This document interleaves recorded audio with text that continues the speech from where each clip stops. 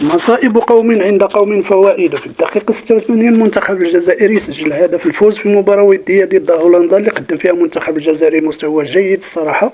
بهذا الهدف تمكن المنتخب الجزائري يفوز بالمباراة اللي خلت منتخب هولندا يفقد في الترتيب الدولي للفيفا باش كتصنفوا المنتخبات 6 نقاط فاصلة 78، حيث هولندا حاليا عندها 1791 نقطة فاصلة 10، بينما المغرب بعد مباراة مدغشقر عندنا 1756.94 نقطة.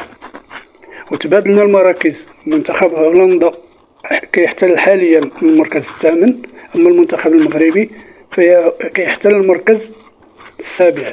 سؤال للمتعصبين في الجزائر، أكيد هما كتار، لو كنتو عارفين غتقدموا هذه الخدمة الجليلة شحال باش كنتو غتخدموا تنهزموا ضد منتخب هولندا؟